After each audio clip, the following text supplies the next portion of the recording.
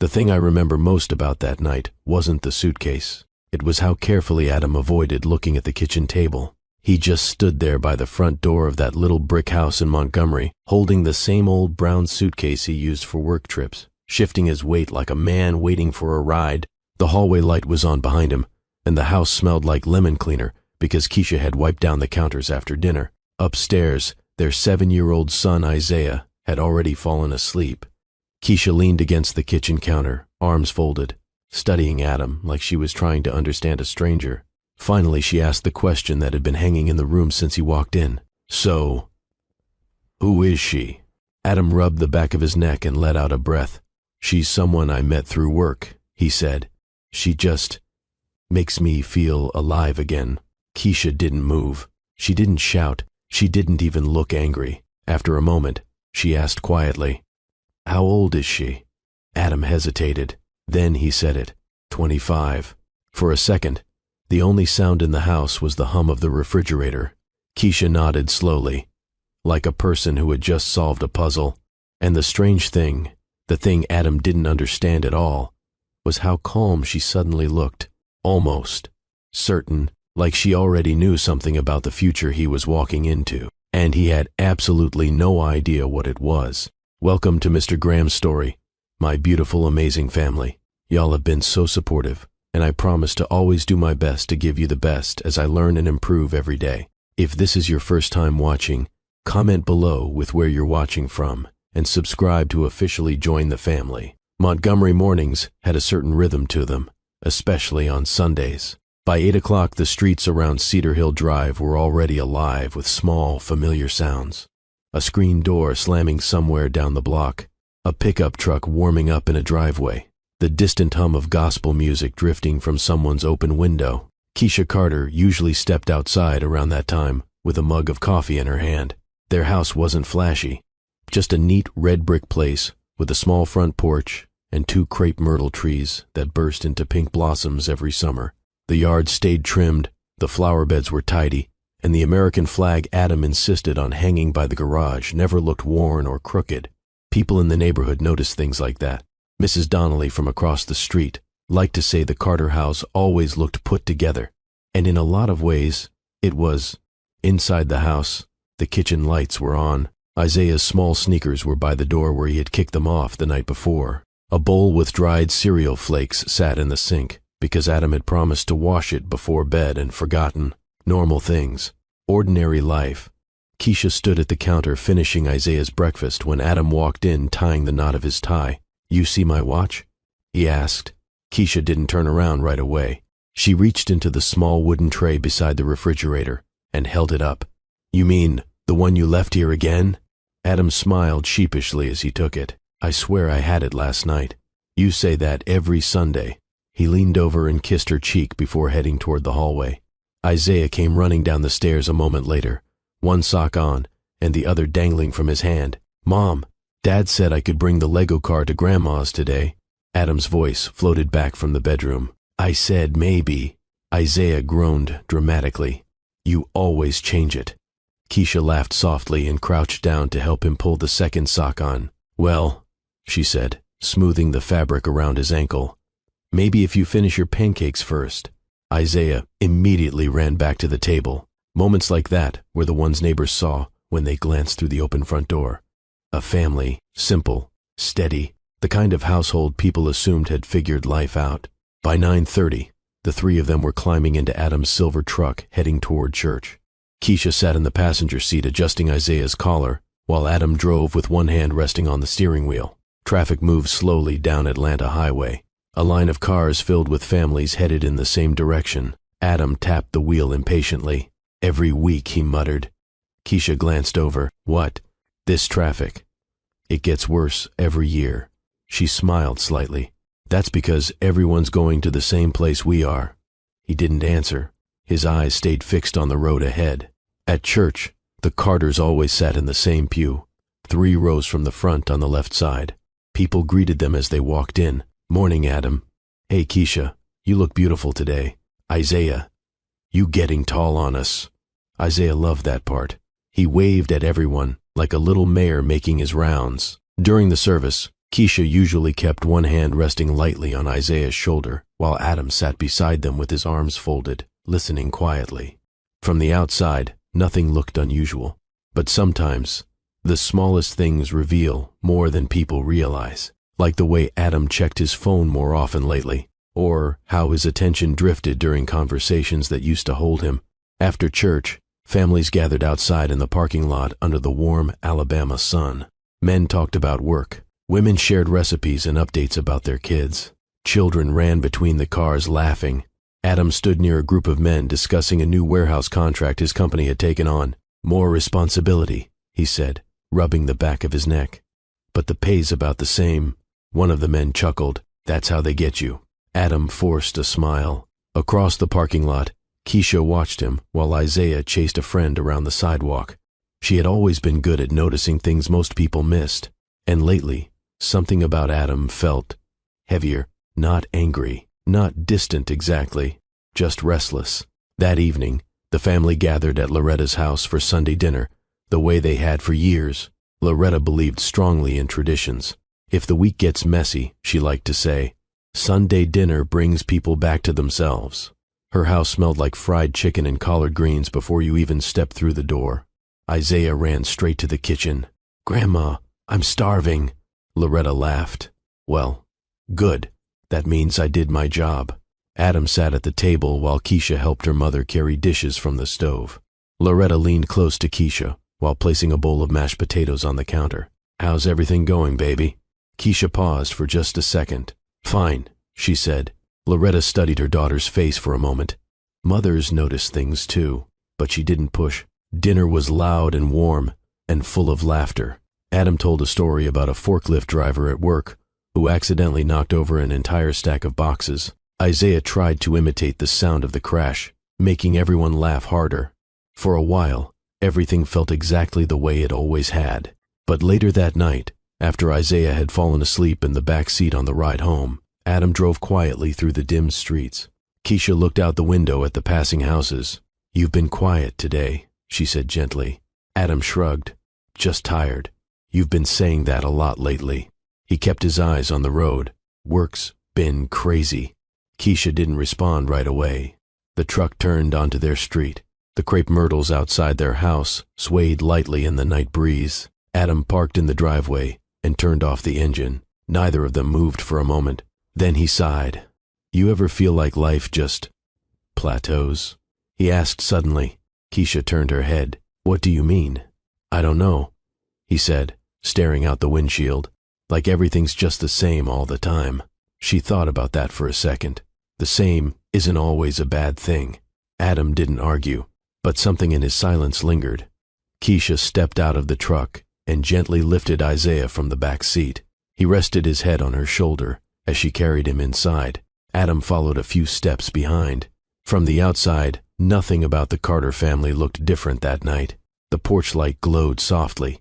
The front door closed, like it always did, and the quiet brick house settled into another peaceful evening. But sometimes the first crack in a life doesn't make a loud sound. Sometimes it begins with a simple feeling someone doesn't know how to name. And inside Adam Carter, that feeling had already started to grow.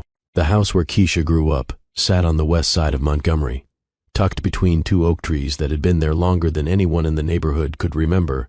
It wasn't a big house. 2 bedrooms, 1 bathroom, a narrow kitchen with cabinets that had been painted so many times the corners felt soft when you touched them. But the house always smelled like food and fabric softener, and there was almost always someone laughing somewhere inside. Keisha's mother, Loretta, believed a home didn't need to be big to be full. It just needed people who cared about each other. Most mornings when Keisha was a little girl, she woke up before the sun came up because Loretta was already moving around the kitchen. The sound of a skillet warming on the stove usually did it. Keisha would wander in rubbing sleep from her eyes and find her mother tying a scarf around her hair while scrambling eggs. "You're up early again," Loretta would say without looking over. "You're louder than you think," Keisha would mumble. Loretta laughed every time. She worked more hours than anyone Keisha knew. First shift at the hospital cafeteria downtown. Then some evenings she cleaned offices in a tall glass building near the river. Keisha didn't fully understand how exhausting that schedule was until she was much older. Back then she only knew that her mother somehow still had energy to help with homework, cook dinner, and sit with her at the kitchen table braiding her hair before bed. Those moments at the table were where most of Loretta's lessons happened. The radio would be playing softly in the background, while Loretta carefully separated strands of hair between her fingers. "You paying attention in school?" She'd ask. "Yes, ma'am." "Math still easy for you?" Keisha nodded. "I like numbers." Loretta smiled at that. "Good. Numbers don't lie. People sometimes do." Keisha used to laugh when her mother said things like that. But Loretta wasn't joking. She believed strongly in preparation, in understanding the world clearly, and in never letting other people decide what you were worth. One night when Keisha was about 12, Loretta paused in the middle of braiding her hair. "Baby," she said quietly, "people might underestimate you someday." Keisha turned slightly. "Why?" "Because that's what people do when they don't know your whole story." Loretta tied off the braid and rested her hands on Keisha's shoulders. "But that's not your problem," she continued. "Your job is to know exactly who you are. The rest will take care of itself." Keisha carried those words with her for the rest of her life. They shaped how she thought, how she worked, and how carefully she chose the people she trusted. By the time Keisha reached high school, teachers had already noticed she had a sharp mind for numbers. One math teacher pulled Loretta aside after a parent meeting. "Your daughter's got real talent," he said. Loretta smiled politely, but didn't seem surprised. "I know she does." Keisha eventually earned scholarships that allowed her to attend college without drowning in debt. Loretta cried the day Keisha moved into her dorm, not because she was sad, but because she knew how much work it had taken to reach that moment. "Go build something beautiful," she told her daughter, hugging her tight. Keisha promised she would. It was during those college years that she first met Adam. She was barely 18. Adam was older by a few years and had just moved to Alabama from Tennessee after landing a job with a logistics company that handled warehouse distribution. They met in a quiet, ordinary way, at a small diner near campus, where Keisha sometimes studied after evening classes. Adam had taken the booth behind her one night. At some point, he leaned over slightly. "Sorry to interrupt," he said politely, "but do you mind if I ask what you're studying?" Keisha looked up from her notebook. "Accounting." Adam nodded. "That explains the numbers everywhere." She smiled a little. "Do they bother you?" "Not at all," he said. "I just don't understand them." That made her laugh. Their first conversation lasted maybe 15 minutes. Nothing dramatic, nothing particularly romantic, but something about Adam felt steady. He listened carefully when she spoke. Not the kind of listening where someone is just waiting for their turn to talk. The kind where someone actually absorbs what you're saying. That mattered to Keisha. Over the next few months, they started seeing each other more often. Dinner sometimes, coffee on weekends, long conversations about their families and the lives they hoped to build. Adam admired her discipline, her focus, and the quiet confidence she carried without showing off. Keisha appreciated Adam's stability. He worked hard. He talked about building a future, about having a family someday. For someone who grew up watching her mother carry so much responsibility alone, those things meant a lot. By the time Keisha finished college, Adam had already settled into his role managing operations at a regional warehouse. The job wasn't glamorous, but it was stable, and Adam took pride in that. They married not long after Keisha turned 22. The ceremony was simple, held in the same church Keisha had attended most of her childhood. Loretta cried again that day too. During the reception, she pulled Adam aside near the punch bowl. "I raised my daughter to be strong," she told him calmly. Adam nodded respectfully. "I know you did." Loretta looked him straight in the eyes. "Make sure you respect that strength," she said. Adam didn't fully understand the weight of those words at the time, but Keisha did. She always did. In the early years of their marriage, life moved forward the way most young couples hope it will. Small apartments, shared grocery lists, late nights talking about dreams and plans. Adam worked long hours building his career. Keisha started building her own path quietly, using her skills with finance to help small businesses organize their books and improve their investments. Most people assumed she was doing basic bookkeeping. She never bothered correcting them, not because she was hiding something, but because she liked the simplicity of being underestimated.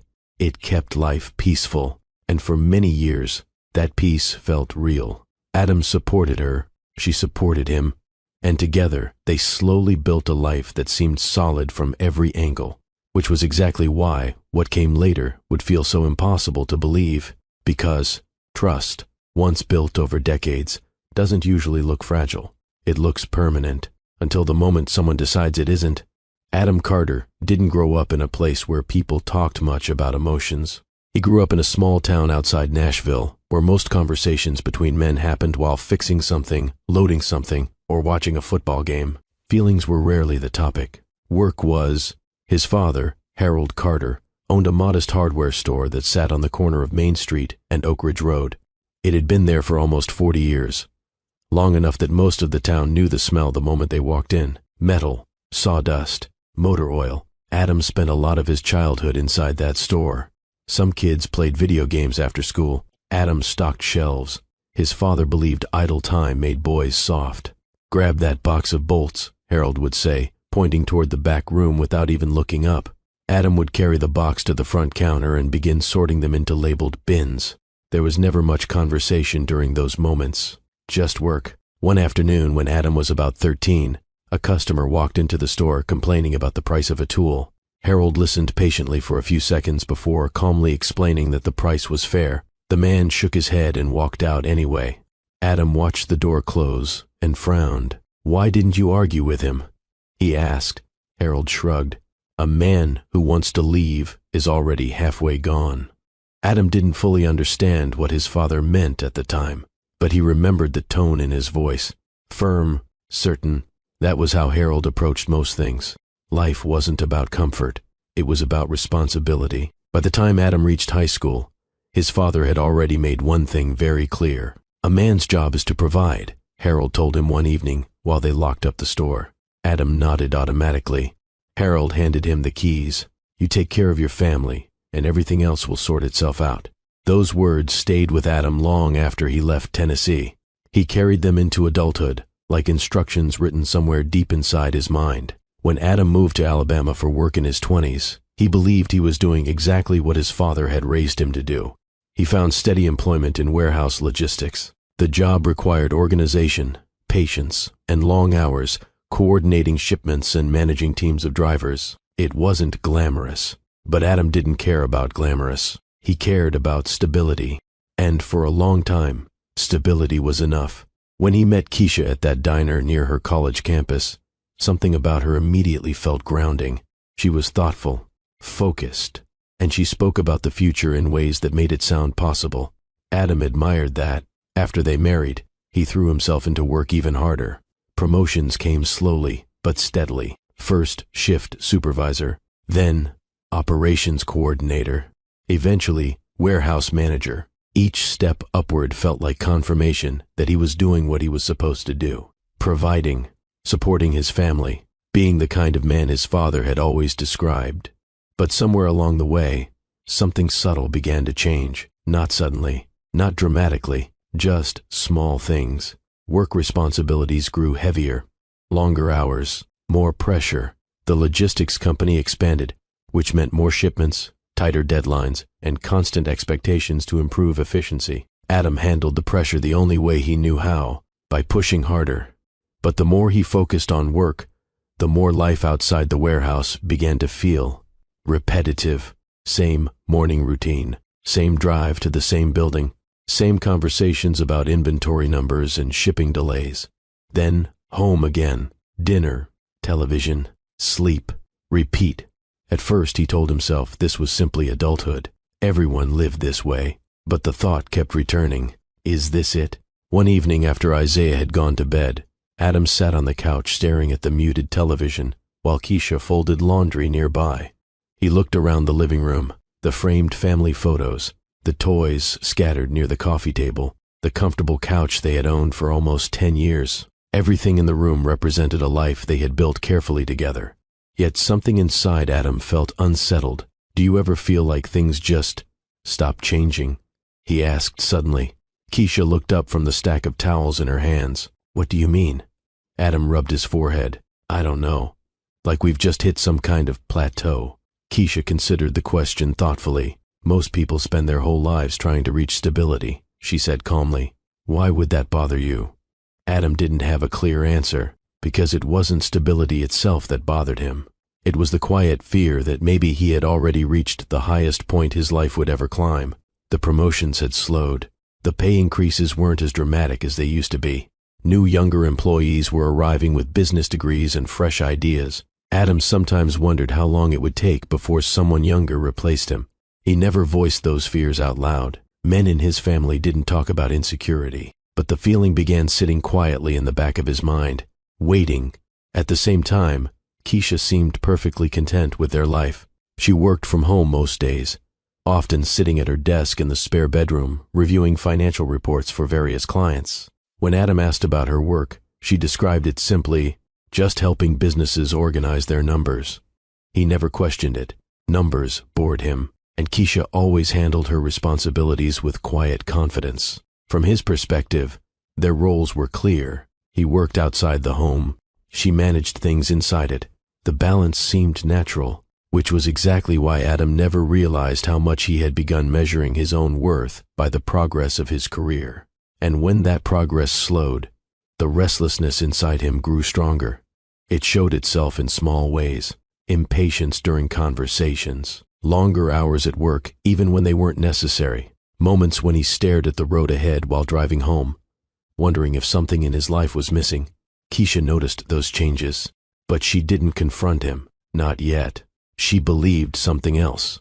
Sometimes people needed space to understand their own feelings, so she watched quietly and waited.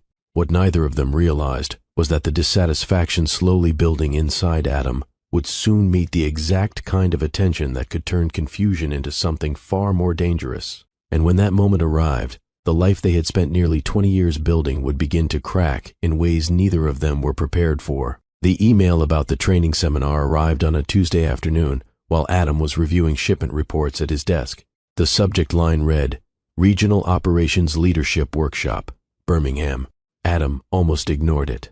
Workshops usually meant long presentations, bad coffee, and a hotel conference room full of managers pretending to be interested in corporate buzzwords. But his supervisor had already marked it as recommended, which meant it wasn't really optional. 2 weeks later, Adam found himself driving north on Interstate 65 just after sunrise, the highway stretching ahead through rolling green hills.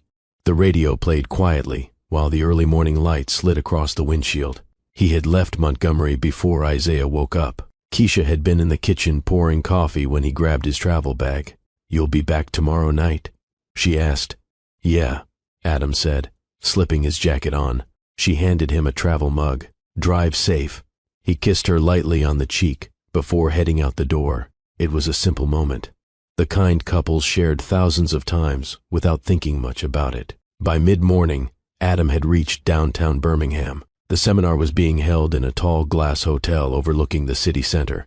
Inside the conference room, rows of round tables had been arranged with notebooks and pens placed neatly at each seat. Managers from different warehouses around the region filtered in slowly, carrying laptops and cups of coffee. Adam recognized a few faces. Most were strangers. He took a seat near the back of the room. The morning session started with a presentation about supply chain efficiency that sounded almost identical to the last workshop he had attended 3 years earlier. Adam leaned back in his chair and glanced around the room. Some people were typing notes. Others were scrolling quietly through their phones under the table. Then the door opened again. A young woman walked in carrying a tablet and a cup of coffee. She paused briefly near the entrance, scanning the room as if trying to find an empty seat. Her hair was pulled into a loose ponytail, and she wore a navy blazer that looked slightly too formal for someone her age. She noticed the empty chair beside Adam and walked over. "Is this seat taken?" she asked. Adam shook his head. "Nope." She smiled and sat down. "Thanks. I thought I was late." "You're right on time," Adam said, nodding toward the presenter who was still fumbling with the projector. The woman laughed quietly. "I swear these things always start 10 minutes after they're supposed to." Adam chuckled. "First seminar?" "First one like this," she said. "I just joined the company a few months ago." Adam nodded politely. "I'm Adam." "Chloe," she said, extending her hand. Her handshake was quick and confident. The presentation continued, but the two of them ended up whispering occasional comments back and forth about the slides on the screen. When the presenter started explaining a complicated spreadsheet system, Chloe leaned slightly toward Adam Does anyone actually use half of these charts? She whispered. Adam smirked. Not unless they're trying to impress someone. She laughed softly again. That laugh had an easy, effortless quality to it, the kind of sound that made even dull moments feel lighter. During the first break, people gathered around a long table near the back of the room where coffee and pastries had been set out. Adam poured himself another cup, while Chloe grabbed a muffin. So, how long have you been with the company? She asked. Almost 20 years, Adam replied. Her eyes widened. Seriously? Yeah. Wow, she said. That's impressive. Adam shrugged. Just stayed long enough to keep getting promoted. Chloe shook her head. Still, that kind of experience is rare. Adam wasn't used to hearing admiration like that from younger employees. Most of the new hires spoke more confidently about modern logistics software than he did, but Chloe seemed genuinely impressed. What about you? He asked. She leaned casually against the table. I graduated last year, she said. Business management. Straight into corporate training? Pretty much, she said. They rotate us through different departments for a while. Adam nodded. You'll learn fast. I hope so, Chloe said. Then she studied him for a second. You seem like someone who knows what they're doing. Adam smiled faintly. After 20 years, you pick up a few things. They walked back into the conference room together when the next session started. For the rest of the afternoon, the workshop continued with group exercises and management scenarios. At one point, the instructor divided everyone into small teams to solve a simulated logistics problem. Chloe ended up in Adam's group. She leaned toward him while reviewing the printed scenario. You're the expert, she said. What do you think? Adam explained his approach calmly. Within a few minutes, the rest of the group had agreed with his plan. When the instructor reviewed their answer later, he nodded approvingly. That's exactly how this situation should be handled. Chloe turned toward Adam with a grin. See? I knew you knew what you were doing. Adam laughed. It's not that complicated. Maybe for you, she said. The day ended around 5 in the evening. As people packed their bags and prepared to leave, Chloe slipped her tablet into her purse. So, she said casually, are you heading back tonight, or staying in the hotel? Staying, Adam replied. They booked rooms for everyone. She nodded. Same here. For a moment, neither of them spoke. Then Chloe gestured toward the elevator. I heard there's a pretty good restaurant downstairs, she said. A few of us are thinking about grabbing dinner. Adam hesitated. He hadn't planned on socializing. Usually he ate something quick in his room during work trips. But the thought of sitting alone suddenly felt less appealing. Sure, he said finally. Why not? Chloe smiled. Great. Neither of them realized it in that moment. But sometimes the turning points in a person's life don't arrive with warning signs. They begin with something as ordinary as a casual conversation during a break in a conference room. And for Adam Carter, that simple introduction was the first small crack in the life he had spent years building. The restaurant inside the hotel had the kind of atmosphere designed for business travelers. Soft lighting, muted conversations, the quiet clinking of glasses and silverware. Adam followed Chloe and 2 other employees from the seminar to a table near the window overlooking the Birmingham skyline. The sun had already begun dipping behind the buildings, turning the sky a soft orange that reflected faintly off the glass towers outside. The group ordered drinks and appetizers. At first, the conversation stayed focused on work, shipping delays, training schedules, which departments were the most chaotic. Adam noticed Chloe listened closely whenever he spoke, the same way Keisha used to listen when they first started dating, not interrupting, not checking her phone, just paying attention. When one of the other employees excused himself to take a phone call, and the other stepped away to use the restroom, the conversation shifted. Chloe leaned her elbows lightly on the table. So, she said, 20 years with the same company. That's serious commitment. Adam shrugged. I guess so. You must really love the work. Adam gave a small laugh. Love might be a strong word. She tilted her head slightly. Then why stay? The question caught him off guard. No one had asked him that in a long time. I don't know, he said honestly. Stability, I guess. That sounds responsible, Chloe said. There was something about the way she said the word responsible that made it sound both admirable and slightly boring at the same time. Adam noticed that, but instead of pushing the thought away, he found himself explaining more. I've got a family," he added. "A wife and a son." Chloe smiled. "That's nice." "Yeah," Adam said. She stirred the ice in her glass thoughtfully. "How old is your son?"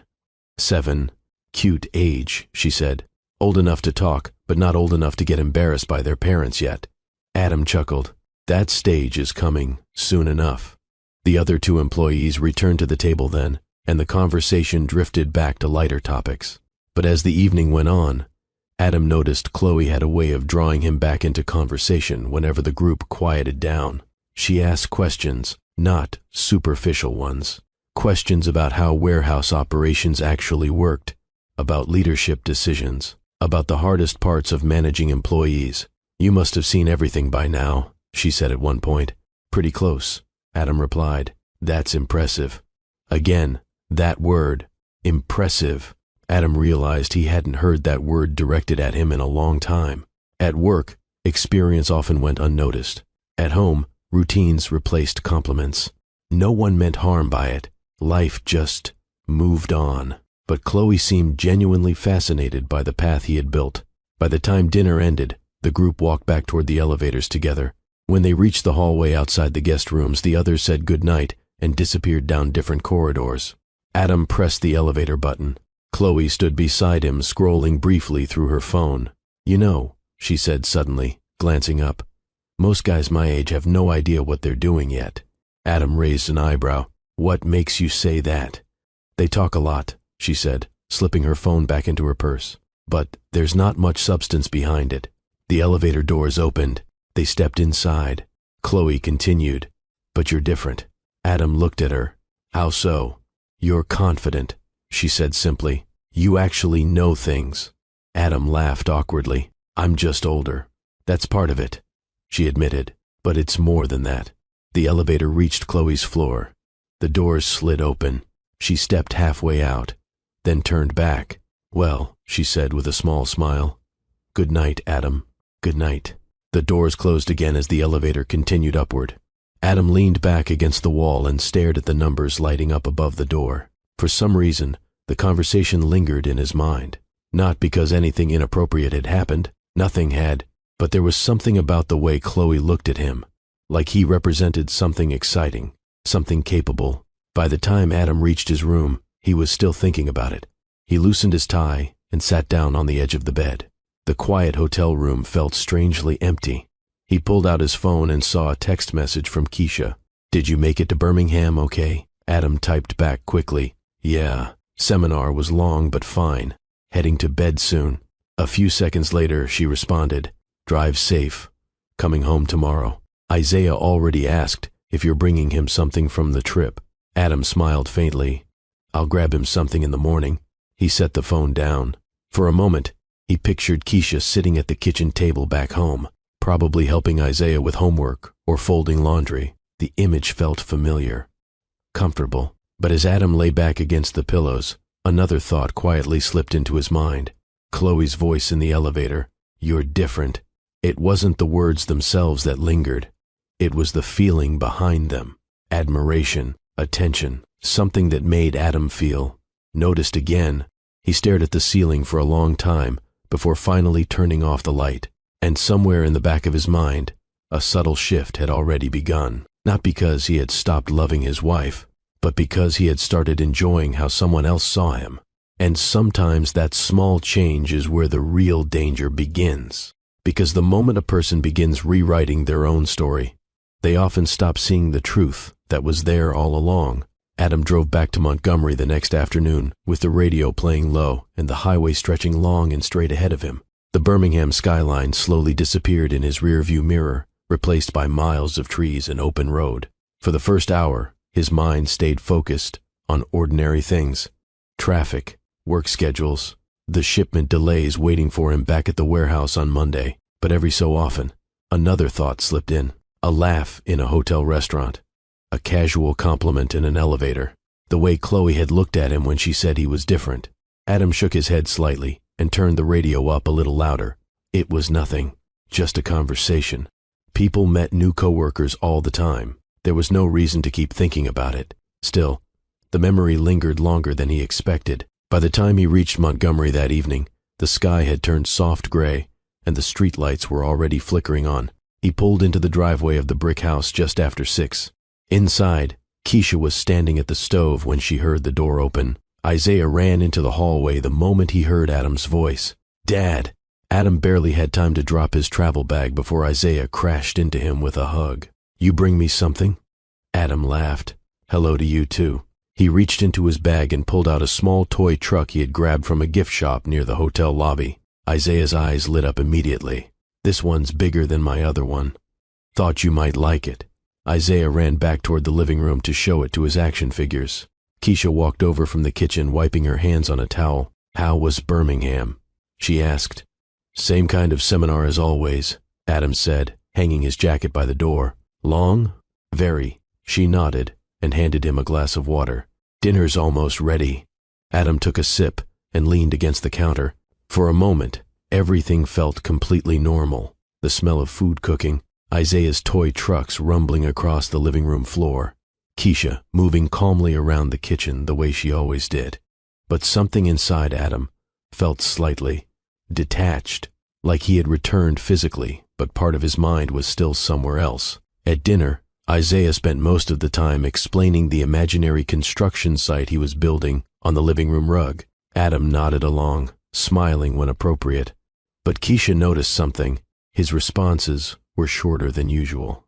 His attention drifted. After Isaiah went upstairs to brush his teeth, Keisha began rinsing plates at the sink. Adam sat at the table scrolling through his phone. "Did you learn anything useful at the seminar?" she asked casually. Adam shrugged. "Same leadership stuff they always talk about. Meet anyone interesting?" The question made Adam pause for half a second. "Just people from other warehouses." Keisha nodded. She wasn't interrogating him, just making conversation. But Adam suddenly felt oddly uncomfortable, not guilty, just aware. Later that night, after Isaiah was asleep, Adam sat on the couch watching television while Keisha finished answering emails at her desk in the spare bedroom. Around 10 o'clock, she stepped into the living room. "You're still up?" she asked. "Yeah, just finishing this show." She sat down beside him. Isaiah asked if you're coming to his school assembly on Friday. Adam frowned slightly. "What time is it?" 10 in the morning. He rubbed his chin. "I've got inventory meetings that day." Keisha looked at him quietly. "He's been practicing a presentation for 2 weeks. Adam sighed. "I'll see what I can do." She didn't argue. She just nodded and stood up. "Don't stay up too late." After she went to bed, Adam sat there a little longer staring at the muted television. Eventually, he picked up his phone again. There was a new notification, a LinkedIn connection request from Chloe. He hesitated for a second before accepting it. A few seconds later, a message popped up. "Chloe, nice meeting you this week. I learned a lot from your ideas during the group session." Adam stared at the screen. Then he typed back, "Adam, good meeting you too. Glad the seminar was useful." The response came almost immediately.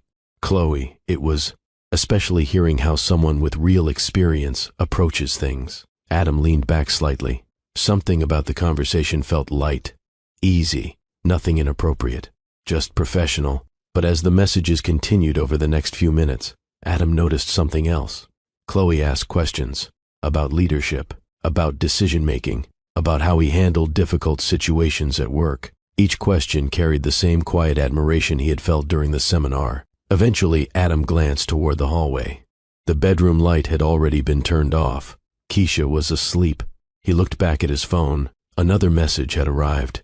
"Chloe, you know, it's rare to meet someone who actually enjoys mentoring people." Adam hesitated before responding. He hadn't thought of it as mentoring, just conversation. But hearing it described that way felt strangely satisfying. He typed back, "Adam, happy to help if I can." The conversation continued for another 20 minutes. Then Adam finally set his phone down and turned off the television. When he walked quietly into the bedroom, Keisha was already asleep on her side of the bed. The soft glow from the hallway light illuminated part of her face. For a moment, Adam stood there watching her. They had shared nearly 20 years of life together. College years, first apartments, the birth of their son, all the routines and responsibilities that built a life. And yet, something subtle had begun shifting, not in a way that felt dramatic, Not yet. Just small changes. More time on his phone, shorter conversations, thoughts drifting elsewhere. Keisha noticed those changes over the next few weeks.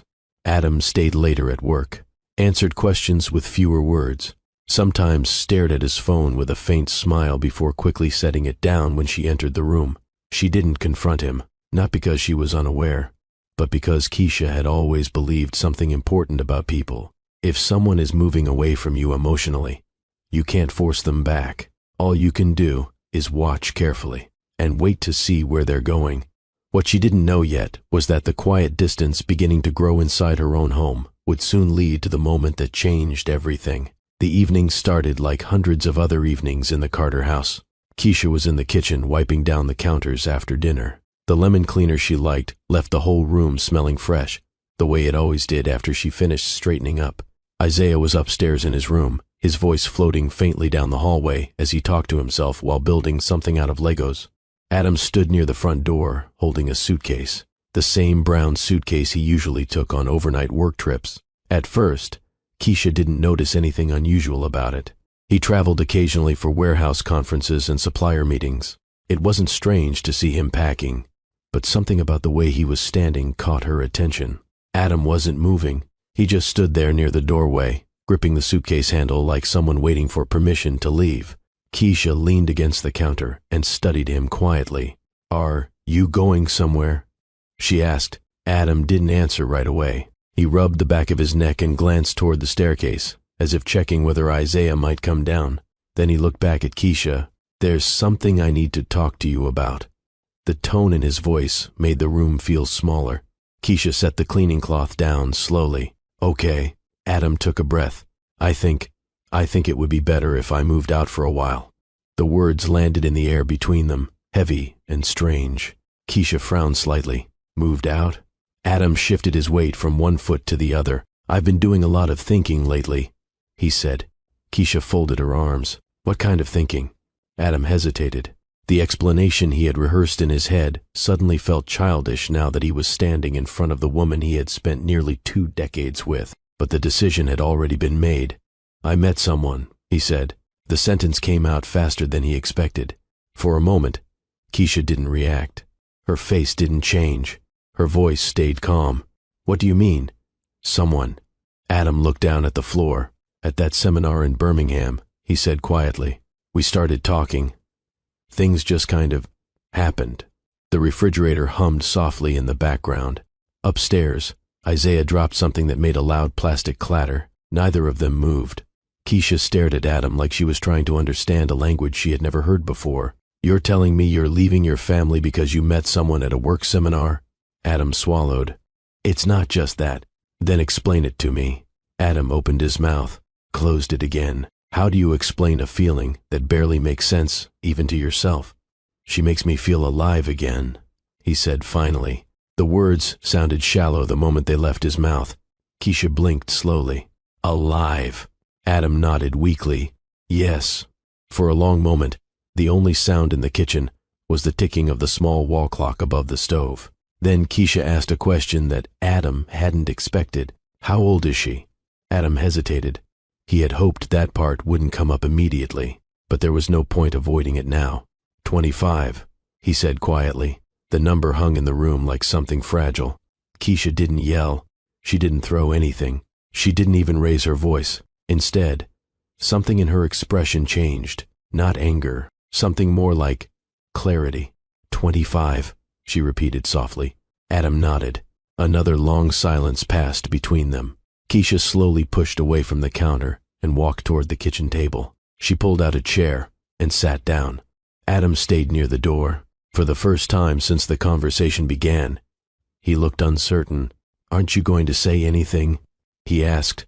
Keisha rested her hands calmly on the table. "I'm thinking." Adam shifted uncomfortably. "I didn't plan for this to happen." Keisha let out a small breath. "No one ever does." Another silence settled in.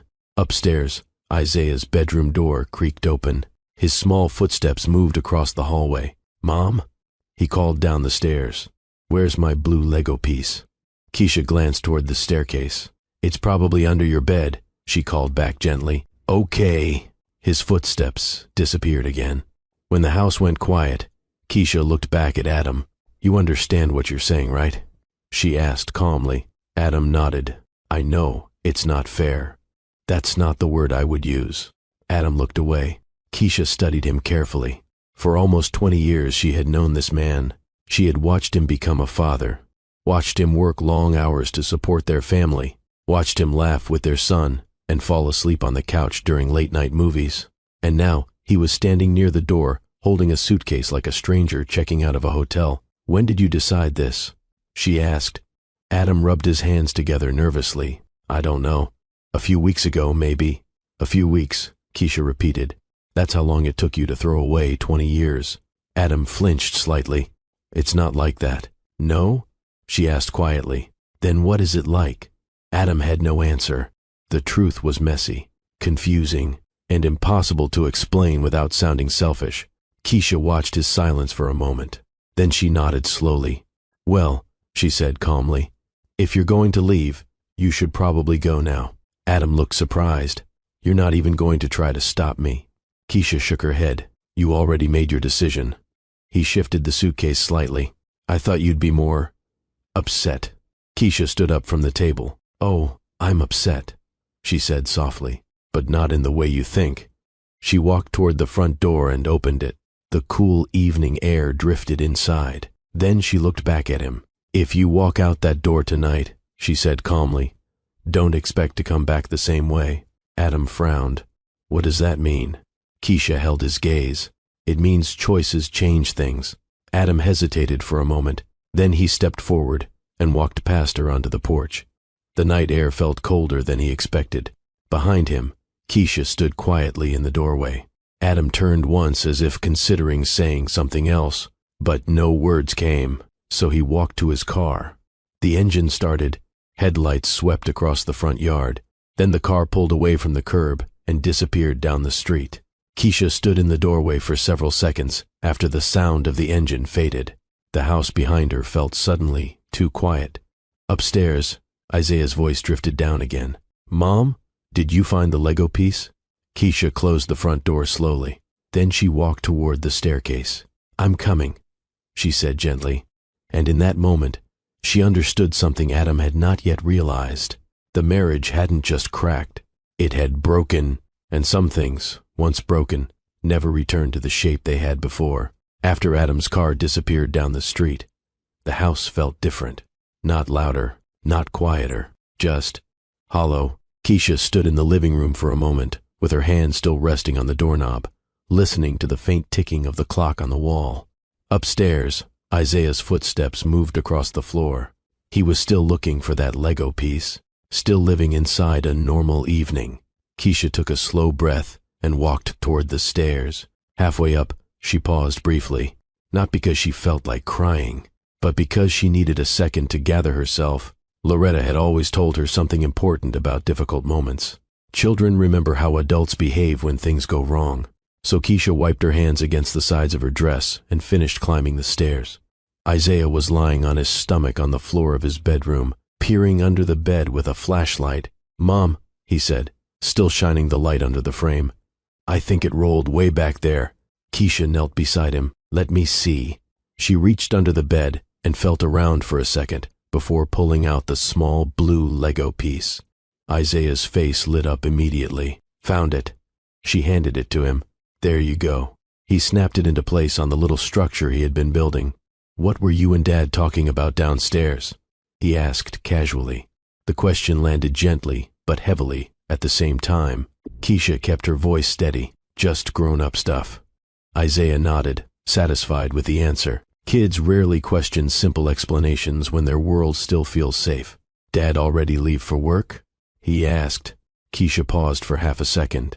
"Yes," she said softly. "He had to go somewhere tonight." Isaiah shrugged. "Okay." He turned back to his Legos without another thought. Keisha sat quietly beside him for a few minutes while he finished building his creation. Then she helped him brush his teeth and tucked him into bed the same way she had every night for years. As she turned off the bedroom light, Isaiah mumbled sleepily, "Tell Dad I finished my tower tomorrow." Keisha nodded, even though he was already drifting off. "I will." She closed the door gently behind her. "Downstairs, The house felt even emptier now. Adam's jacket still hung on the hook by the door. His coffee mug from that morning sat beside the sink. The familiar details of his presence were everywhere. Keisha walked slowly through the living room, straightening a pillow that didn't actually need straightening. Then she sat down on the couch. For a long time she simply stared at the quiet room. The television was off. The lamp beside the couch cast a soft yellow circle of light across the coffee table. Everything looked exactly the same, which made the absence feel even heavier. Most people imagine betrayal as something explosive, screaming, crying, doors slamming. But what Keisha felt was something else entirely. Disappointment, not the small kind. The deep kind that settles slowly in your chest, when someone reveals a side of themselves you never expected to see. She leaned back against the couch and closed her eyes for a moment. 20 years of shared life. School graduations, late-night conversations, hospital rooms, mortgage payments, family dinners. All of it suddenly rearranged itself in her mind. Not erased, but viewed through a different lens. Keisha opened her eyes again and looked around the room. Then she stood up and walked toward the kitchen. The counters were already clean, but she wiped them down again anyway. Something about the small motion helped settle her thoughts. After a few minutes, she poured herself a glass of water and leaned against the sink. Her phone buzzed on the counter. It was a message from Loretta. "Loretta, don't forget, Sunday dinner this week. I'm making peach cobbler." Keisha stared at the message for a moment. Her mother had no idea what had just happened. No one did. For the first time that evening, Keisha felt the weight of how many conversations would eventually come. Family, friends, questions, sympathy. But those things could wait. Right now, there was only one responsibility that mattered. Isaiah. She set the phone down without replying and walked toward the staircase again. Standing at the bottom, she listened for a moment. The house had settled into nighttime quiet. Isaiah was asleep. Outside, a distant car passed down the street. Keisha turned off the downstairs lights one by one and headed toward the bedroom. Adam's side of the closet was still full. His shoes lined up neatly near the wall, his watch resting on the dresser. She changed into pajamas and slid into bed without touching any of it. The mattress felt strangely larger, but Keisha didn't cry. Instead, she stared at the ceiling and thought about something Loretta used to say when life knocked people off balance. You don't control what others choose. You only control what you choose next. That thought stayed with her as the hours slowly passed. Adam believed he had just walked away from a marriage. What he didn't understand yet was that he had also walked away from the trust that made that marriage possible. And trust, once broken like that, doesn't come back simply because someone regrets the moment they broke it. By the time Keisha finally fell asleep, one decision had already settled firmly in her mind. Whatever happened next, her focus would remain exactly where it belonged, on protecting the small life still sleeping peacefully upstairs. Everything else would have to wait. Adam didn't drive very far that night before the quiet started bothering him. The road stretched dark ahead of him as he moved through familiar streets, but nothing about the drive felt normal anymore. For years, whenever he left the house in the evening, it had been for something ordinary. A grocery run, a late shift at work, picking Isaiah up from practice. But this time felt different, final. He turned onto the main road heading toward the apartment complex where Chloe lived, gripping the steering wheel a little tighter than usual. A part of him expected to feel relief, freedom. Instead, there was a strange mixture of excitement and uneasiness sitting in his chest. When he pulled into the parking lot, Chloe's building stood quietly under a row of yellow streetlights. She had texted him earlier with the apartment number, Building C, second floor. Adam stepped out of the car and grabbed the suitcase from the back seat. For a moment, he stood there staring up at the building. The decision he had just made still hadn't fully settled in his mind. He walked up the staircase slowly and knocked on the door. It opened almost immediately. Chloe stood there, wearing a loose sweatshirt and jeans, her hair pulled into a messy bun. "Hey," she said with an easy smile. Adam gave a small nod. "Hey." She stepped aside so he could come in. The apartment smelled faintly like vanilla candles and fresh laundry. Compared to the quiet order of his house with Keisha, the space felt lighter. Music played softly from a speaker in the kitchen. A couple of takeout containers sat on the coffee table. "I wasn't sure when you'd get here," Chloe said, closing the door behind him. Traffic. Adam set his suitcase near the wall. Chloe glanced at it briefly. So, you really did it. The sentence carried a mix of surprise and excitement. Adam shrugged. Yeah. For a moment, neither of them spoke. Then Chloe walked over and wrapped her arms loosely around his waist. I'm glad you came, she said. Adam hugged her back, though the gesture felt slightly awkward at first. Everything about this moment was new, unfamiliar. Chloe pulled away and gestured toward the couch. I ordered Thai food, she said.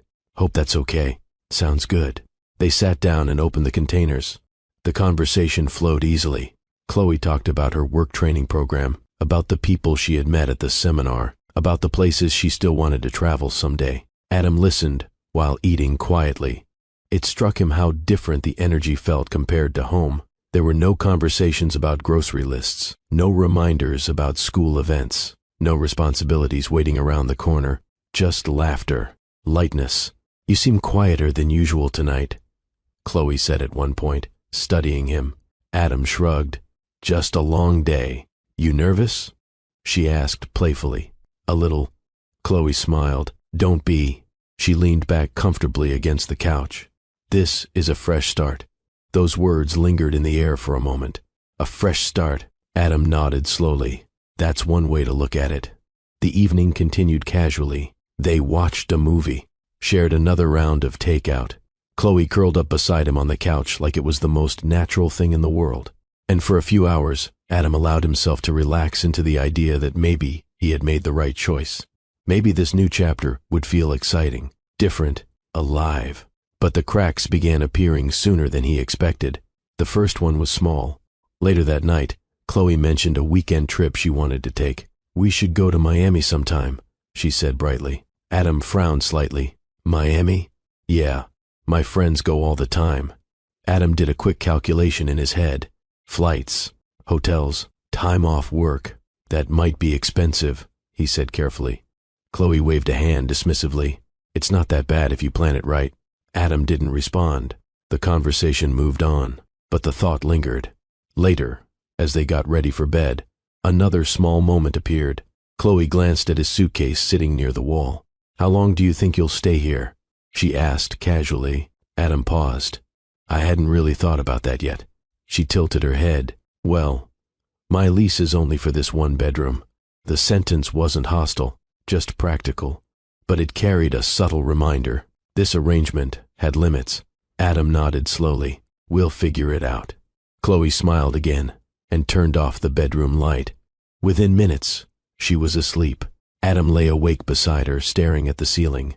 The apartment felt quiet in a way that was different from his house. Not peaceful, just unfamiliar.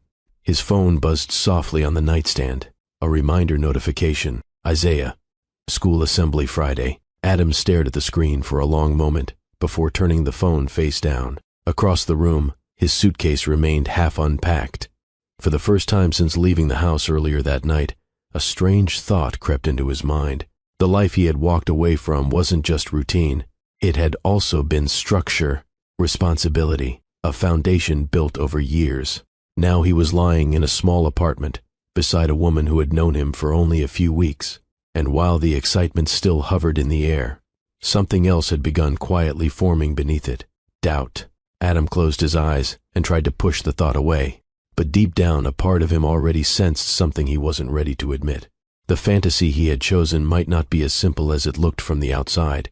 And sometimes the moment you realize that, you're already too far away from the life you left behind. 2 months passed before Adam finally scheduled the appointment with the divorce attorney.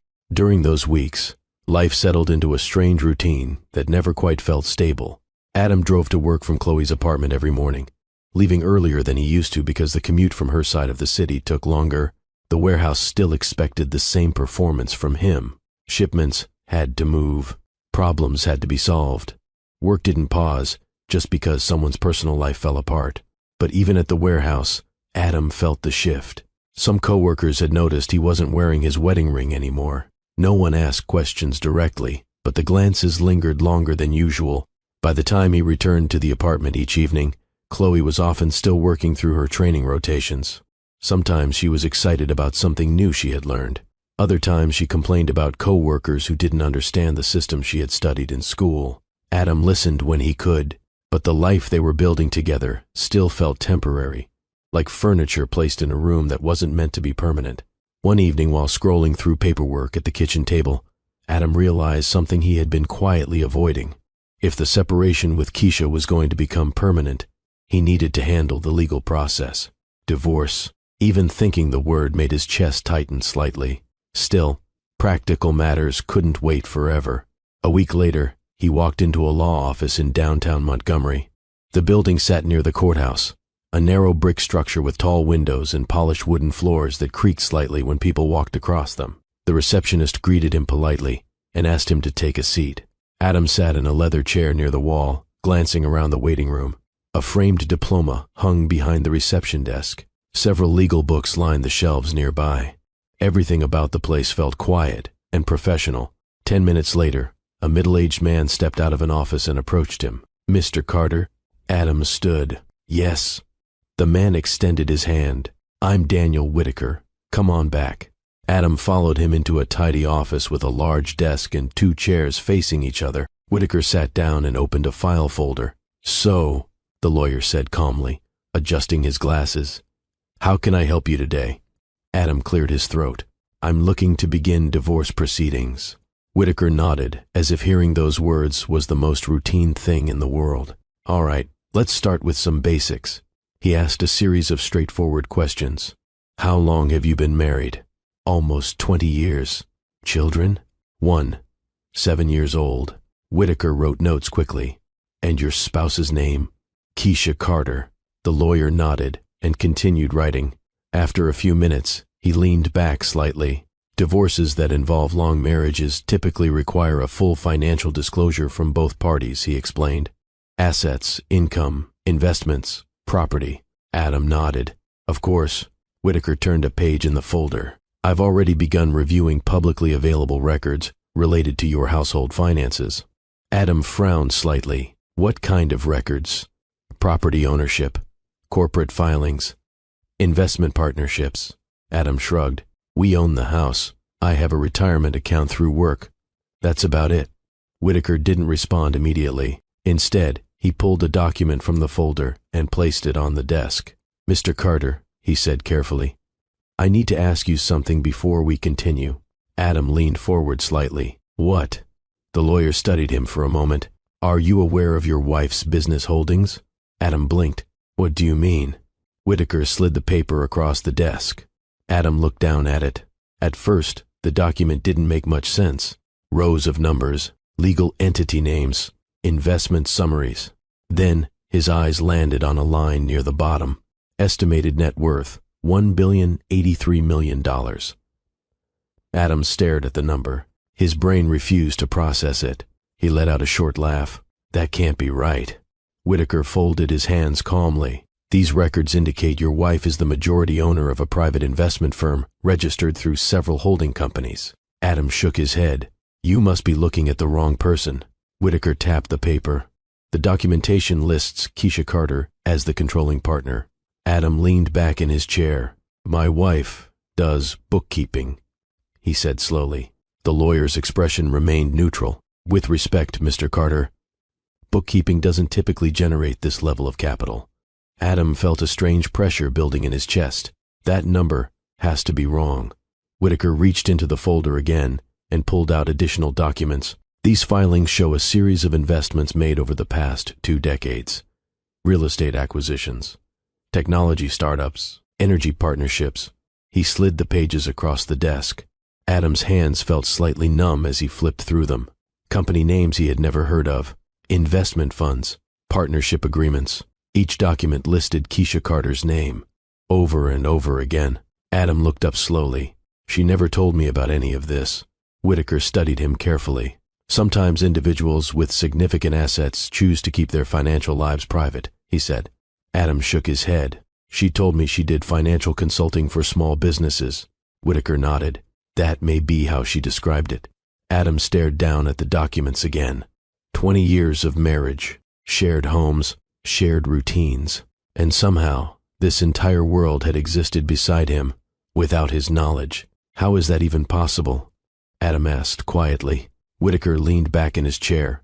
Mr. Carter, he said calmly, people with strong financial instincts often build wealth gradually through strategic investments.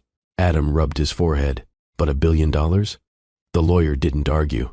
He simply said something that made Adam's stomach sink even further. Your wife appears to be exceptionally skilled. The room suddenly felt smaller.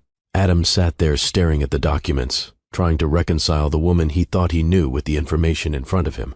Keisha, the quiet woman who worked from the spare bedroom, the one who attended church every Sunday, who cleaned the kitchen after dinner, who drove Isaiah to school assemblies, and apparently had built a financial empire while standing beside him. Adam's voice dropped to almost a whisper. Why wouldn't she tell me? Whitaker paused before answering. I can't speak for your wife, he said. Then he added something carefully.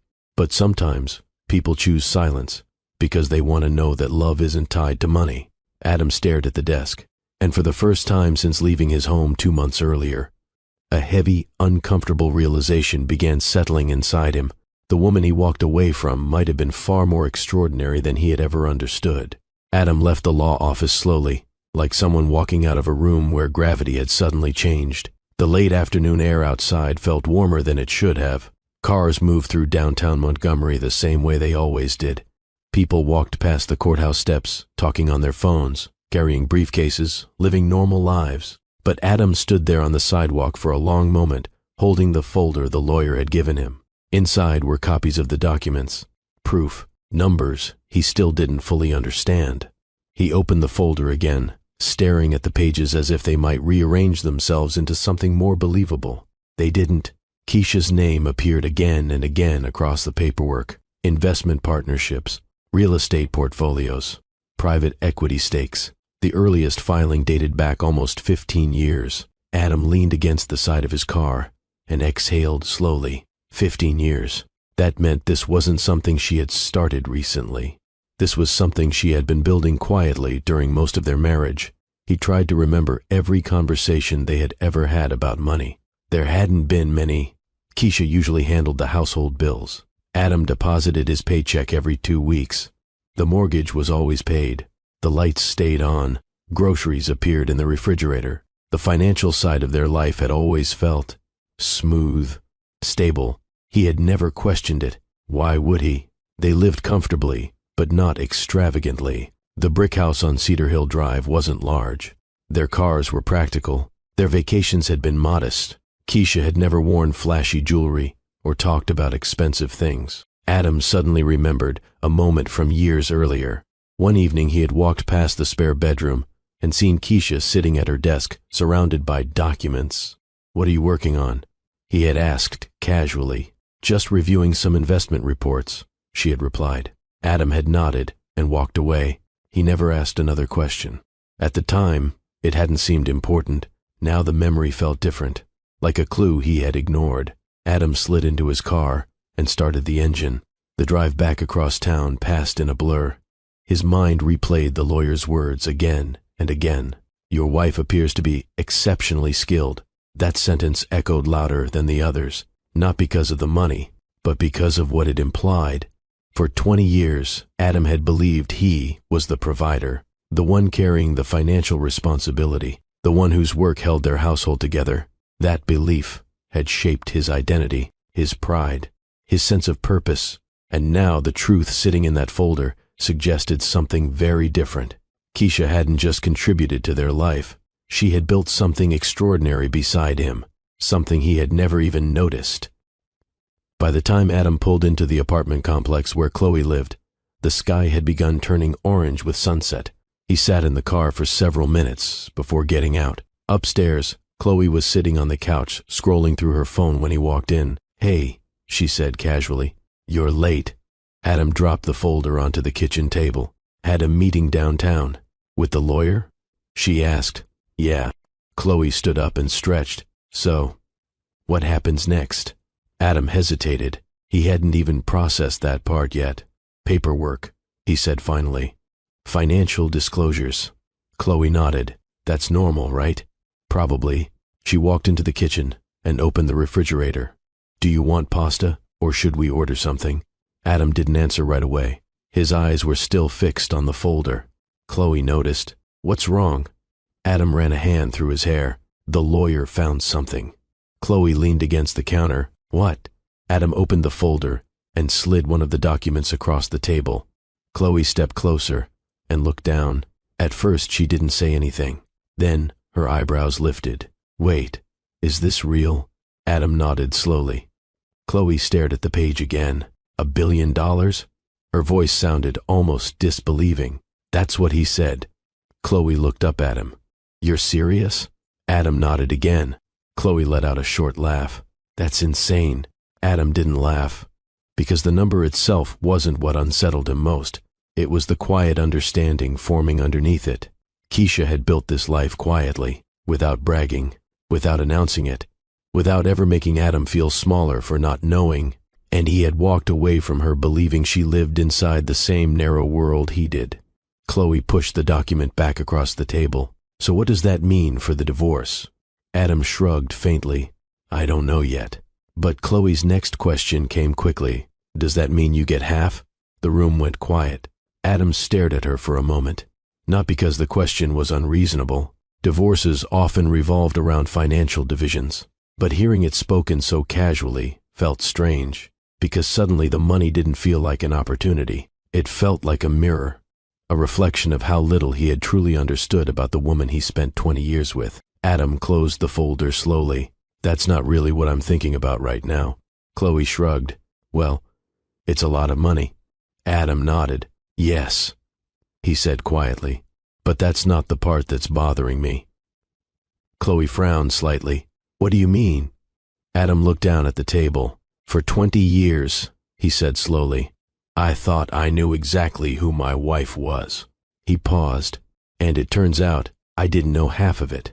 The realization settled deeper inside him with every passing minute. Not just that Keisha was successful, but that she had been building something remarkable while standing quietly beside him the entire time, supporting him, encouraging him, never once using her success to make him feel small. Adam leaned back in his chair, and for the first time since leaving the house 2 months earlier, regret began taking a real shape inside his chest. Not loud, not dramatic, just heavy, like the slow realization that the life you walked away from might have been far more valuable than you ever understood while you still had it. The conversation about Keisha's money didn't stay in the room for long, but it didn't disappear either. Something about it lingered in the apartment over the next few weeks, like a quiet shift in the air. At first, Chloe treated the discovery like an interesting story. Every now and then she would bring it up casually. "I still can't believe you were married to a billionaire and didn't know it," she said one night while scrolling through her phone on the couch. Adam was sitting at the kitchen table reviewing work emails. "Neither can I," he replied without looking up. Chloe laughed lightly. "That's like something out of a movie." Adam didn't respond, because the more time passed, the less entertaining the situation felt to him. The discovery had changed the way he saw his entire marriage, not because of the money itself, but because of what it revealed about Keisha. Her patience, her discipline, the quiet strength it must have taken to build something that significant while living such a simple life. And the more he thought about it, the more uncomfortable a certain question became. How had I missed all of it?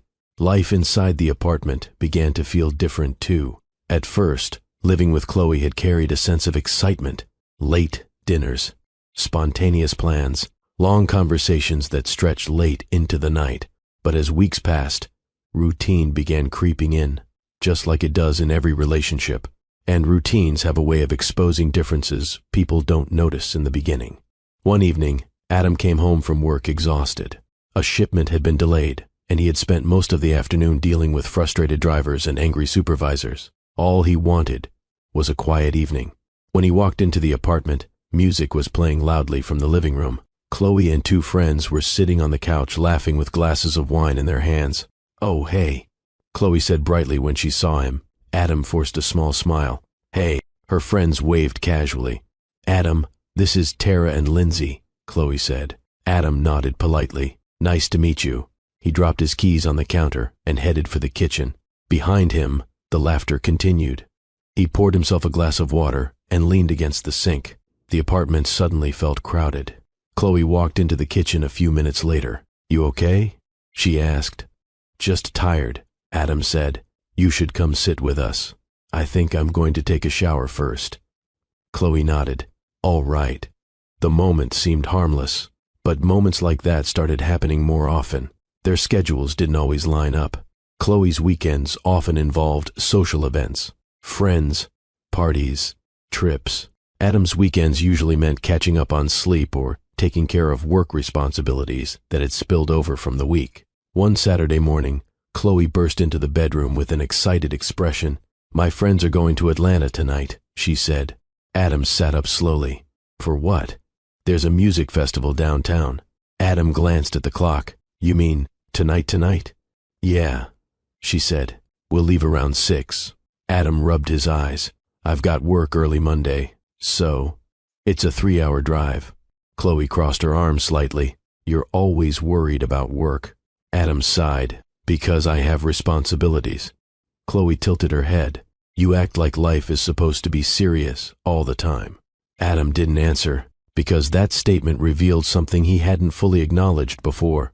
For Chloe, life was still something flexible, adventurous, full of possibilities. For Adam, life had always been structured around responsibility, providing, planning, staying stable. Those two mindsets had seemed exciting together at first. Now they were starting to collide.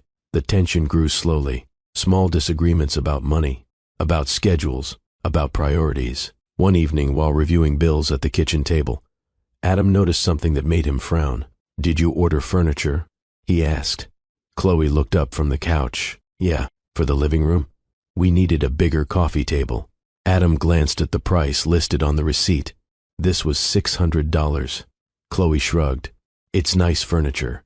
Adam stared at the number again. "You should have talked to me first." Chloe's expression shifted slightly. "It's just a table. That's not the point." "Then what is the point?" Adam leaned back in his chair. "The point is, we need to watch what we spend."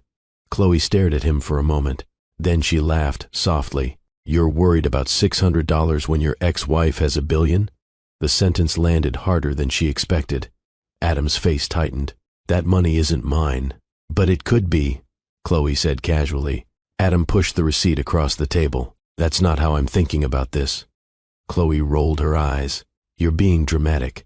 Adam didn't respond, because suddenly, the entire conversation felt like something deeper than a disagreement about furniture. It was a glimpse of two completely different ways of seeing life. And for the first time since moving into the apartment, Adam felt something that surprised him. Not excitement, not freedom, something much closer to exhaustion. Later that night, Chloe fell asleep quickly beside him. Adam stayed awake, staring at the ceiling. His mind drifted back to another bedroom, a different house. The quiet rhythm of evenings spent beside someone who understood responsibility the same way he did. Keisha had never argued about money, never pressured him to chase excitement. She valued stability, planning, the same things he had once believed defined a good life. And suddenly, the contrast between those two worlds felt impossible to ignore. Adam turned onto his side and looked across the dark room. The apartment was silent, but the fantasy that had once felt exciting now looked different under the light of everyday life. Because excitement fades quickly once reality begins asking practical questions. And the life Adam thought he had chosen was already beginning to show its cracks. The problem was, by the time those cracks appear, the life you left behind is rarely waiting exactly where you left it. The idea of going back to the house sat in Adam's mind for weeks before he actually did it. At first he pushed the thought away every time it appeared. But the longer life in Chloe's apartment continued, the harder it became to ignore the quiet voice in the back of his mind. It didn't shout. It didn't accuse him. It simply asked a question that kept returning. What if you made the worst mistake of your life? The feeling grew stronger the day he missed Isaiah's school assembly. Adam had meant to attend. He even set a reminder on his phone. But that morning, a shipment issue at the warehouse turned into a 2-hour meeting with upper management. By the time Adam looked at his phone again, the reminder notification had already passed. He stared at the screen for a long moment before slowly placing the phone back on his desk. That afternoon, he sat alone in his office after everyone else had left, thinking about the way Isaiah had looked at him the last time they talked. The boy hadn't been angry, just confused. "Are you still living somewhere else?" Isaiah had asked quietly during their last phone call. Adam hadn't known how to answer that question because the truth was becoming harder to explain. The next few weeks brought more small arguments with Chloe about money, about schedules, about priorities, none of them dramatic, but enough to make Adam realize something important. Excitement fades quickly when real life settles in. One evening, after another tense conversation about finances, Chloe went out with friends while Adam stayed behind in the apartment. He sat alone at the kitchen table staring at the quiet room, the same table where they had once laughed over takeout meals. Now it just felt temporary, like a place he had stopped on the way to somewhere else. Adam leaned back in the chair and closed his eyes. Memories from his old life began surfacing more often lately. Sunday dinners at Loretta's house, Isaiah running across the living room with toy trucks, Keisha standing at the kitchen counter, wiping down the same clean surface for the second time. Those memories didn't feel boring anymore. They felt solid, something steady he had taken for granted. The realization finally reached a point where Adam couldn't ignore it anymore. So, one evening, he grabbed his car keys and left the apartment without telling Chloe where he was going. The drive across Montgomery felt strangely familiar. Street after street passed by like pages from a book he hadn't opened in months. When he turned onto Cedar Hill Drive, his hands tightened slightly on the steering wheel. Nothing about the neighborhood had changed. The same crepe myrtle trees lined the sidewalks. The same porch lights glowed in the early evening. And there, halfway down the street, stood the brick house. Adam parked along the curb and sat in the car for several minutes. The porch light was on. Through the living room window, he could see the soft glow of a lamp. Someone was home. His chest felt heavier than expected as he stepped out of the car. For a moment, he simply stood on the sidewalk, looking at the house he had once walked into every day without thinking. Then he climbed the small set of steps and knocked on the door. Footsteps approached from inside. The door opened. Keisha stood there. She looked exactly the same in some ways. Calm, composed, but something about her posture felt firmer now, like someone who had already finished processing something difficult. For a second, neither of them spoke. Adam finally cleared his throat. "Hi." Keisha nodded slightly. "Hi, Adam." Her voice carried no anger, no warmth either, just quiet acknowledgement. Adam glanced past her into the living room. Isaiah was sitting on the floor building something with Legos. The boy looked up when he heard the voices. "Dad?" Adam felt his chest tighten. "Hey, buddy." Isaiah stood up slowly, but didn't run forward the way he used to. Children sense when the world around them has changed. "I thought you lived somewhere else," Isaiah said. Adam crouched down slightly. "I do right now." Isaiah nodded. Then he looked at Keisha. "Can I keep building?" "Yes," Keisha said gently. Isaiah sat back down and returned to his Legos. Keisha stepped outside onto the porch and closed the door behind her. The cool evening air moved quietly through the neighborhood. Adam rubbed his hands together nervously. "I know I probably shouldn't have just shown up like this." Keisha leaned lightly against the porch railing. "What do you want, Adam?" He hesitated. The words he had practiced in his head suddenly felt inadequate. "I made a mistake," he said finally. Keisha watched him silently. "The worst mistake of my life." The sentence hung in the air between them. Adam took a slow breath. "I thought I knew what I wanted," he continued. "I thought I needed something different." Keisha's expression didn't change. "But I was wrong," he said quietly. He looked down at the porch floor for a moment before meeting her eyes again. "I want my family back." The word sounded fragile, even to him, because deep down, Adam already suspected the truth. Some doors don't open again once they've been closed. But he had come anyway, because not trying would have meant carrying the question for the rest of his life. And sometimes the hardest part of regret isn't the mistake itself. It's realizing too late how valuable the life you walked away from actually was. The evening air on the porch felt cooler than Adam expected. For a moment, neither of them spoke. The quiet between them wasn't angry. It was the kind of silence that happens when two people already understand something that hasn't been said yet. Keisha rested one hand lightly on the porch railing and looked out at the street. Down the block, a neighbor was walking their dog. A car passed slowly, headlights sweeping across the trees.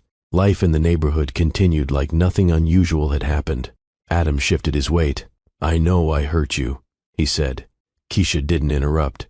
I know I hurt Isaiah too. Still, she said nothing. Adam ran a hand through his hair. When I left, I thought I was chasing something that would make my life feel different. Keisha turned her head slightly. And did it? Adam hesitated. At first it felt exciting, he admitted. But excitement doesn't last. Keisha nodded slowly. No, she said. It usually doesn't. Adam looked down at the porch floor. I didn't understand that when I left. He took a slow breath before continuing. I also didn't understand you. Keisha's eyes rested on him quietly. I went to a lawyer a few weeks ago, Adam said. Her expression didn't change. For the divorce paperwork. Keisha nodded. I assumed that would happen eventually. Adam swallowed. That's when I found out about the investments. For the first time that evening, something shifted slightly in Keisha's eyes. Not surprise, just acknowledgement. So you know, she said. Yes. Adam let out a short breath. I had no idea.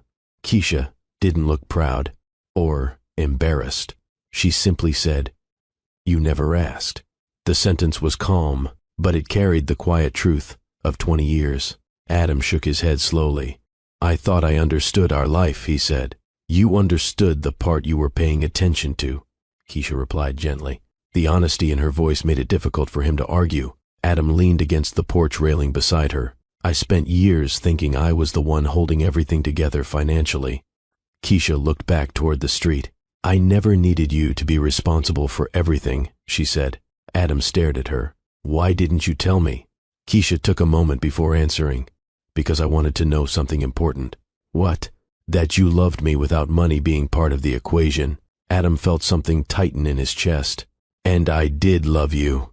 Keisha nodded. I believe you did. Adam frowned slightly. Did. She turned and looked directly at him now. The man I married valued the life we built together. Adam's throat felt dry. And the man standing here now? He asked quietly. Keisha didn't answer immediately. Instead, she asked a question of her own. Why did you really come here tonight? Adam didn't hesitate this time. Because I realized I made a mistake. Keisha studied his face. You realized that after the excitement wore off? Adam winced slightly. That's not fair, isn't it? Her voice remained calm. You didn't leave because our marriage was abusive. Adam shook his head. You didn't leave because you were unhappy for years. No. You left because someone younger made you feel admired. Adam opened his mouth, then closed it again, because the truth sitting between them was difficult to argue with. Keisha nodded slowly. That kind of attention can be intoxicating. Adam looked away. But attention isn't the same as love, she continued. No, Adam admitted quietly. And excitement isn't the same as commitment. Adam rubbed his hands together. I know that now. Keisha held his gaze for a long moment. That's good, she said softly. But knowing it now doesn't undo what happened.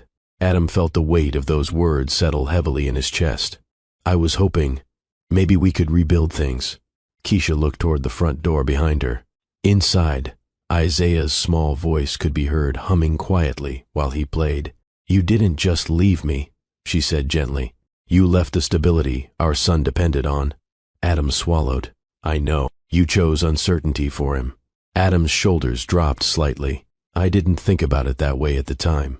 That's part of the problem, Keisha said. The words weren't angry, just honest. Adam stared at the porch railing. So, that's it? He asked quietly. Keisha didn't answer right away. She looked back toward the street again. Then she said something that sounded almost like a reflection, more than a decision. When someone shows you who they are under temptation, you have to believe them. Adam felt his chest tighten again. I'm not that man, he said. Keisha shook her head gently. You were. The truth in her voice made it impossible to argue. Another long silence passed. Finally, Adam asked the question he had been avoiding. You're saying there's no chance? Keisha met his eyes. I'm saying trust is the foundation of a marriage. Adam nodded slowly. And once that foundation breaks, she continued, the house built on top of it can't stand the same way again. Adam looked at the door behind her. Inside that house was the life he had once called his own. Family dinners, quiet evenings, a child who still believed his parents could fix anything. but the distance between him and that life felt wider now than the sidewalk below the porch. Keisha reached for the door handle. "You should still be part of Isaiah's life," she said gently. Adam nodded. "I want that. And you will," she said. But then she added something that carried the finality of a closed chapter. "Just not the way you were before." Adam stood there quietly as she opened the door. Before stepping inside, Keisha looked back at him one last time. "You didn't lose this marriage because of a young woman," she said softly. Adam frowned slightly. "Then why?" Keisha held his gaze. "Because somewhere along the way, you stopped valuing the life we built." The door closed gently behind her, and Adam stood alone on the porch, understanding something that came too late. The mistake he made wasn't chasing excitement. It was forgetting the value of the stability he already had. Years passed, not in a dramatic way, just the slow, steady movement of time that reshapes people's lives without asking permission. Isaiah grew taller. The small Lego towers that once covered the living room floor were eventually replaced by school projects, basketball shoes near the door, and textbooks stacked on the kitchen table. Through all of it, the brick house on Cedar Hill Drive remained the same. Keisha kept the routines that mattered. Sunday mornings still meant church. Sunday afternoons still meant dinner at Loretta's house, where the kitchen stayed full of laughter and the smell of something cooking on the stove. Isaiah spent those years growing up surrounded by people who valued consistency. And Keisha made sure of one thing: her son would never grow up believing that love was something temporary. On weekday afternoons, she helped him with homework at the same kitchen table where Adam once drank his morning coffee. "Check your math again," she would say, sliding the notebook back toward him. Isaiah groaned dramatically. "I already did." "Then check it one more time." He sighed, but picked up the pencil again. Moments like that filled their house. Simple conversations, quiet discipline, small lessons repeated over time. The same way Loretta had once taught Keisha. Keisha's work continued too, but the wealth she had built never changed the way she lived. Her office remained the spare bedroom down the hall. Stacks of financial reports sat beside family photos on the desk. Conference calls happened in the same quiet room where Adam had once passed by without asking many questions. Over the years, however, something new began to grow alongside her business work. Community projects. It started small. One scholarship for students from the west side of Montgomery who needed help paying for college. Then another. Eventually, Keisha began quietly funding mentorship programs for young people who needed guidance the way she once had. Loretta liked to tease her about it. "You're turning into the whole city's big sister," she said once while stirring a pot of greens in the kitchen. Keisha laughed. "Someone helped me get here." "That someone was you working your tail off," Loretta replied. Keisha smiled, but didn't argue, because she understood something her mother had taught her long ago. Success meant very little if it didn't help someone else climb. Meanwhile, Adam's life moved forward too, but differently.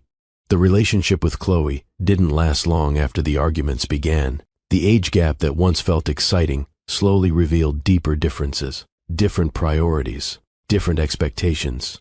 Eventually, the excitement that had drawn them together faded completely. By the time the relationship ended, Adam had already begun understanding something painful. The problem had never really been Chloe.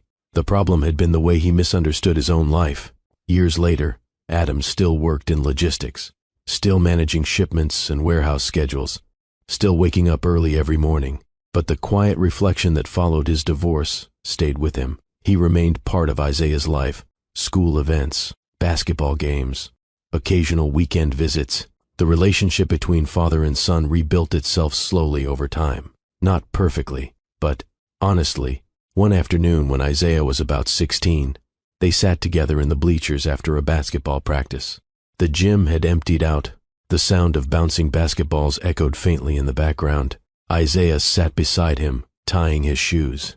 "Dad?" he said. Adam looked over. "Yeah?" Isaiah hesitated for a moment. "Why did you leave back then?" Adam stared at the gym floor. For years he had wondered when that question would finally come. He could have chosen an easier answer, but something inside him refused to do that. "I made a mistake," he said quietly. Isaiah frowned slightly. "What kind of mistake?" Adam leaned forward, resting his elbows on his knees, the kind people make when they confuse attention with love. Isaiah thought about that. Mom says character shows when things get hard. Adam nodded slowly. She's right. Isaiah stood up and grabbed his basketball. Well, he said, bouncing it lightly once. I guess people learn. Adam watched him walk across the gym toward the exit. And in that moment, he realized something important. Isaiah had grown up learning his mother's lessons. Discipline, integrity, responsibility. The same values Adam had once believed defined him. But now, he understood something deeper. Those values don't just come from words. They come from choices. Back on Cedar Hill Drive, Keisha still lived in the same brick house surrounded by crepe myrtle trees. Some evenings she sat on the porch watching the sunset while Isaiah finished homework inside. Life had changed in ways she never expected, but it had also become clearer. One evening a friend asked her something during a quiet conversation after church. Do you ever regret not taking him back? The woman asked gently. Keisha thought about the question for a moment. Then she shook her head. Regret usually comes from wishing things were different, she said, and I don't wish for that. Her friend tilted her head. Why not? Keisha looked down the quiet street. Because people reveal who they are through their choices. She paused before adding something that had become one of the most important lessons of her life. Forgiveness is possible, she said softly, but trust is something people have to protect before it breaks. Inside the house, Isaiah called out from the kitchen. Mom, did you finish the grocery list? Keisha smiled and stood up from the porch. I'm coming.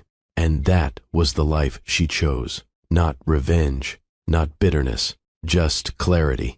Because the real lesson of her story was never about wealth or betrayal. It was about something far simpler. Attention can feel like love. Excitement can feel like meaning. But loyalty is proven when temptation appears. And sometimes the greatest loss in life happens when someone fails to recognize the value of the person standing quietly beside them all along. Before you go, I want to ask you something. If you were in Keisha's position, would you have given Adam a second chance? Some people believe a mistake shouldn't define a person. Others believe trust, once broken, can never be rebuilt the same way again. There's no easy answer, and that's what makes stories like this feel so real. So tell me honestly in the comments, was Keisha right to close that door? Or should she have forgiven him and tried again? I read your thoughts every day, and some of the most powerful conversations happen right there in the comments. And if this story made you think about loyalty, choices, and the people we sometimes take for granted, don't forget to like the video and subscribe so you don't miss the next story, because the next one might hit even closer to home.